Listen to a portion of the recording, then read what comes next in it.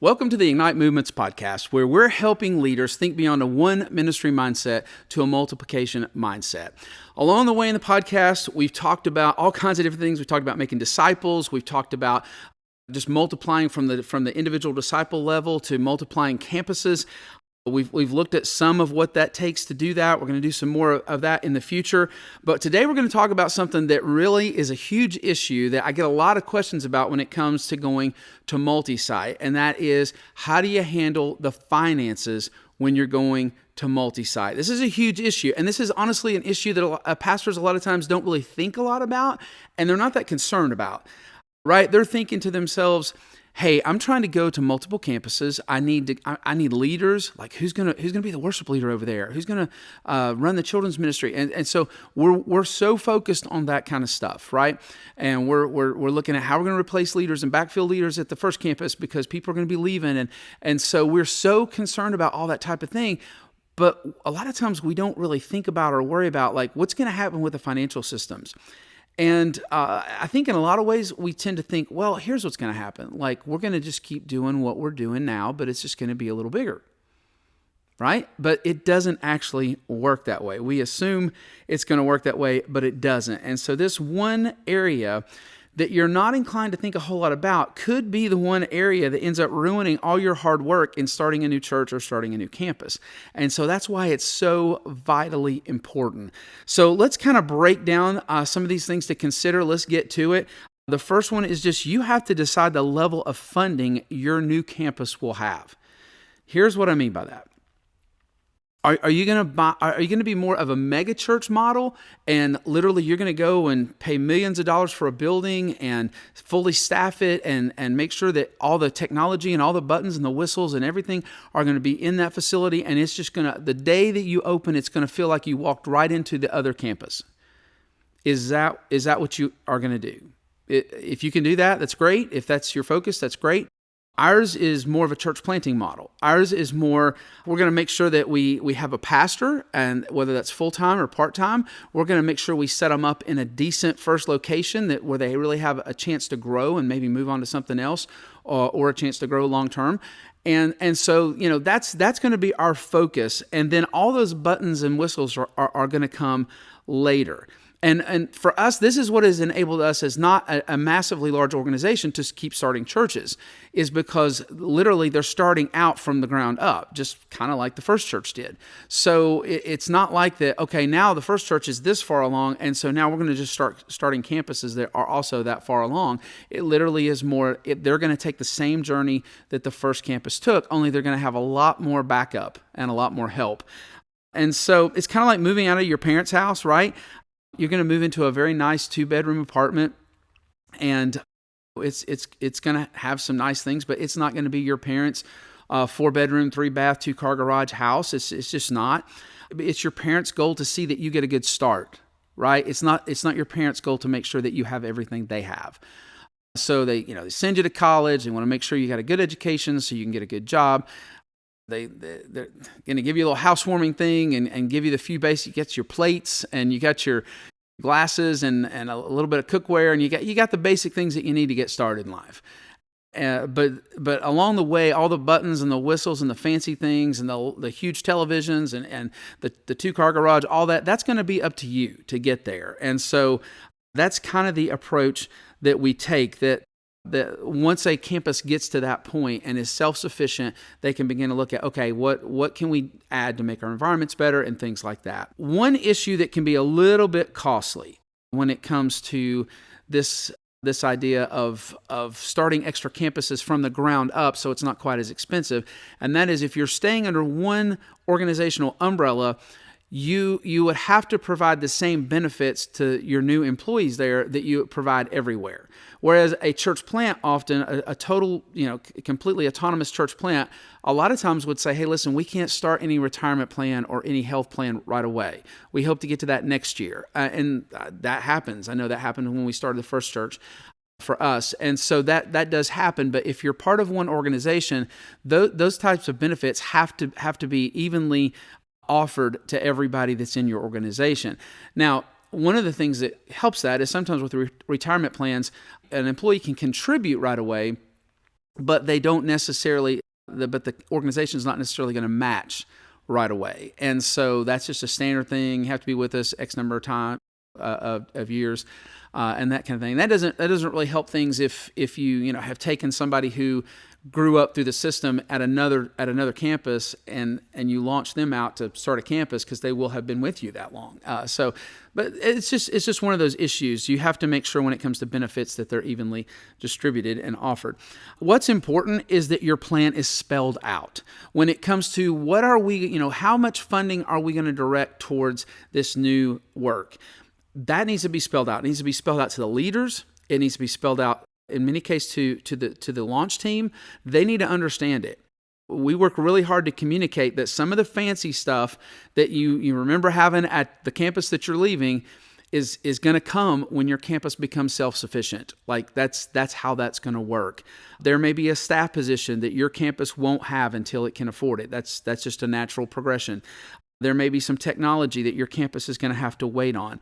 And so there has to be a lot of prioritizing. It's kind of a tricky thing, because the goal is that the campus looks good and functions well and has the same feel as the other campuses, especially when it launches. So it has that same feel, but at the same time, it may not have all the same stuff, not yet. And so the leaders of the new campus have got to be all in on this concept, because they will be challenged. There will be moments where people will say to them, like that campus over there has this. I don't understand why we don't get that. That's the term that, why don't we get that? And so your leaders have to be all in on giving that explanation, and not saying, man, like, yeah, that's a good question. I don't know why we don't get that. Like that can never be the answer. That's when your campuses stop working together, right? That's when there starts being a division. And so you want to make sure that instead the answer is always, well, that campus didn't start out with this either, and we're going to get there. So that make sure that is the answer. The second thing I think is really crucial to think about when it comes to structuring your finances when you're one organization but you're starting multiple locations is you've got to decide how you're going to manage and report your budgets. You've got to decide on that. This is one of the questions that we get the most. Is it one big budget? Do we have one bank account? Here's what we found, okay? And you may choose to do something different, and then that's awesome. This is kind of the journey that we've been on. We have one bank account, and it's always been that way, and that's something that we've stuck with and seems to work really well for us. We have a paid bookkeeper that does deposits and pays bills and many other things. We have a CFO/treasurer that is actually not paid, but I will tell you this. Very few people could pay somebody that would be as good as our volunteer CFO is. So you may have to plan on paying somebody, especially maybe you've gotten away with not at one campus. If you're looking at going to 2, 3, you probably need to just go ahead and think about that, unless you just have a very high level volunteer who really treats it like a job. And so that's pretty incredible. We do, however, set a budget for every campus and report quarterly to all those campuses how they're doing compared to budget and contributions. And so that's what we do. So one bank account, but separate budgets for every campus. And we didn't always do it this way. When we started the second campus, if I remember correctly, we had one budget, or at least we reported it all together. And we kind of ran into some issues there, because naturally the new campus, we put them in a really great building, and in fact, that's where I am today. And it was a stretch. It was a stretch for that campus to become self-sufficient right away because of that. It still was very economical, as far as buildings goes, because it was a big old metal building that had been sitting for years and needed to be renovated. But nonetheless, it took them a little while to get self-sufficient. And what we found was when we reported overall as an organization, both campuses just looked at the bottom line and said, we're okay, we're doing fine on the bottom line. But what we weren't looking at, and what people didn't understand, is that the new campus was still not there yet as far as breaking even on all of their expenses.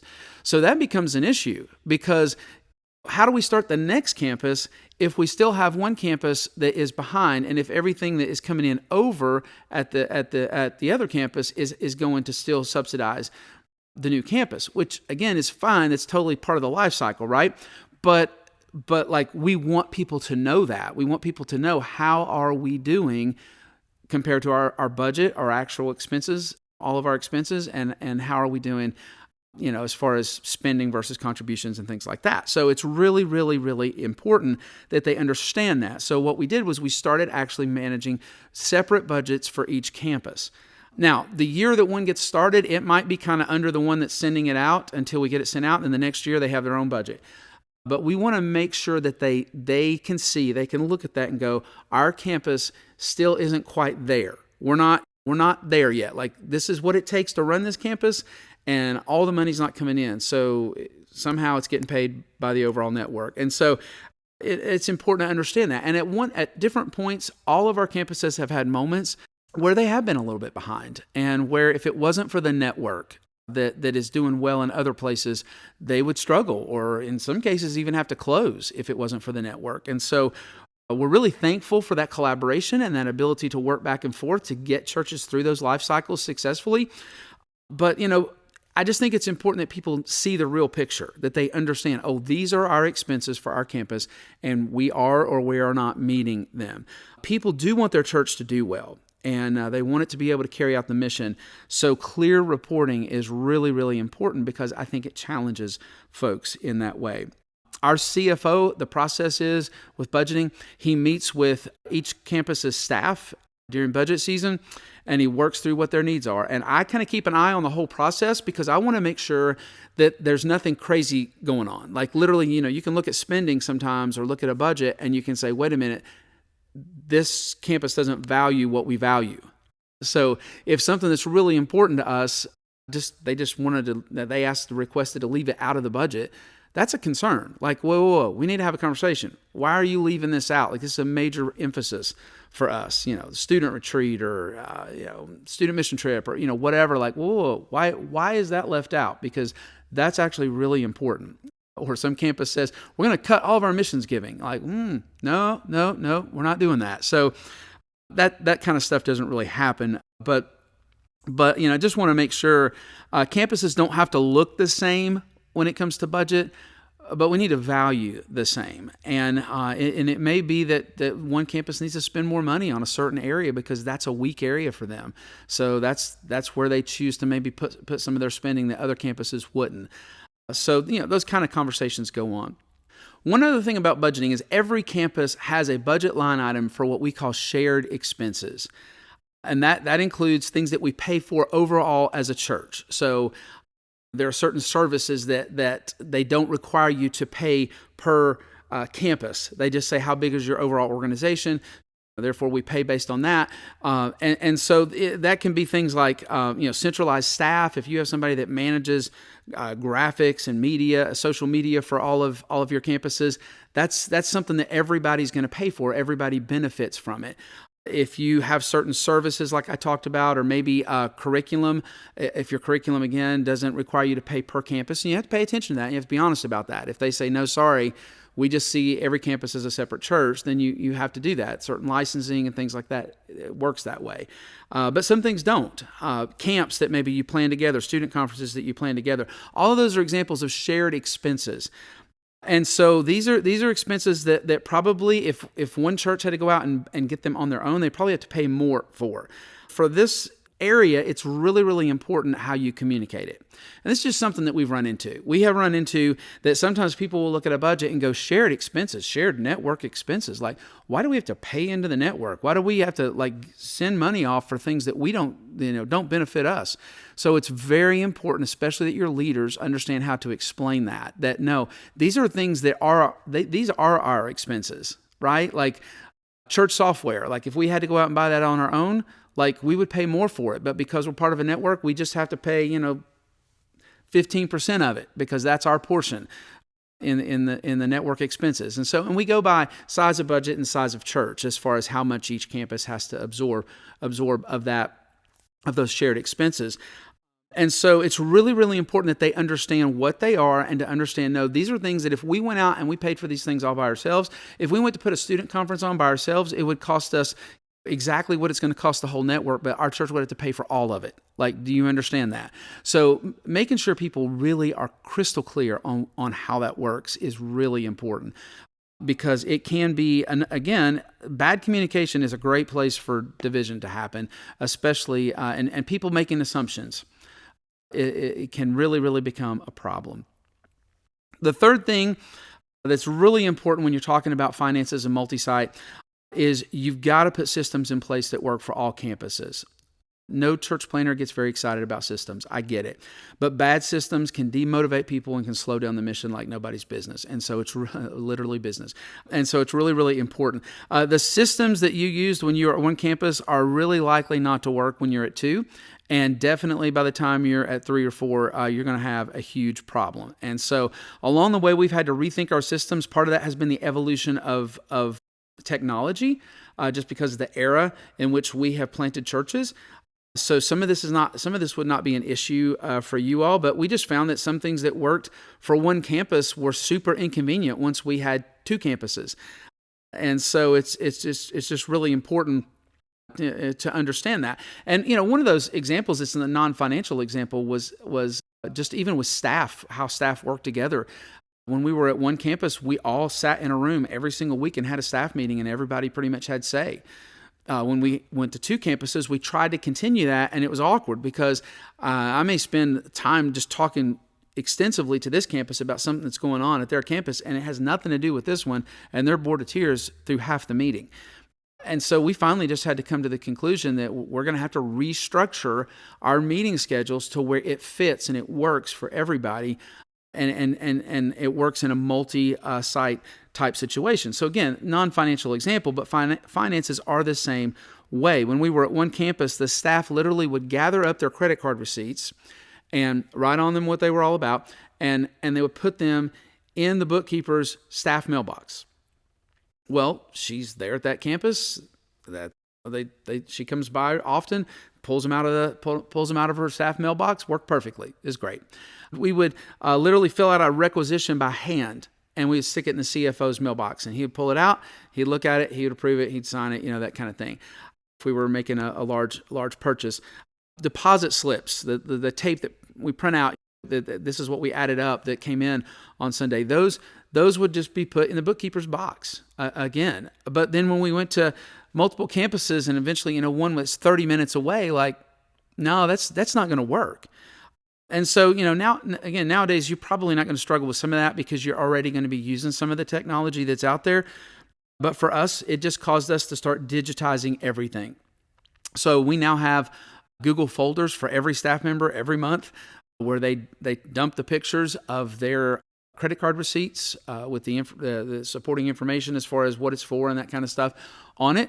And that's what we use at every campus. You could be in Alaska, literally, and you could post your receipt, and you could get your receipts turned in. It's a good system. We put in our requisitions now through an app, electronically through an app, and they get approved that way.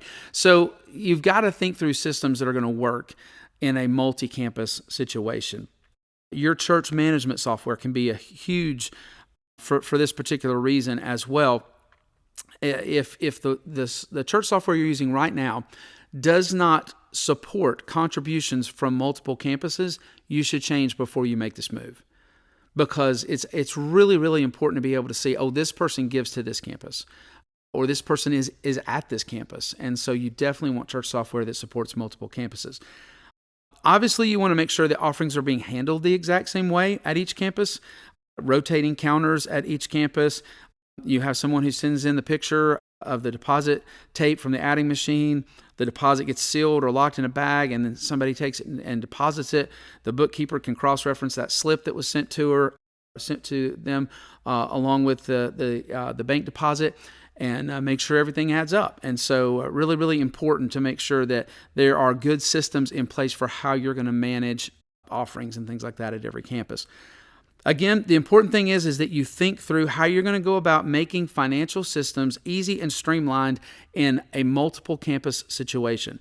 Making your processes easy and clear, you're going to make it much more likely that they're followed consistently. And if you're a systems person, here's the thing that you really have to look at. If you run across a system that nobody seems to be following, or people seem to be struggling to follow, you really need to go back and look at the system.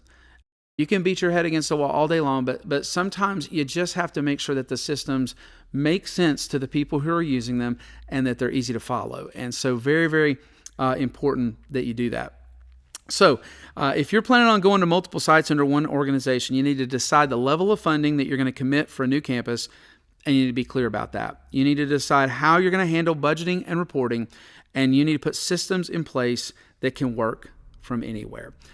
Hopefully this knocks off some of the questions that you have about managing finances and budgeting across multiple campuses.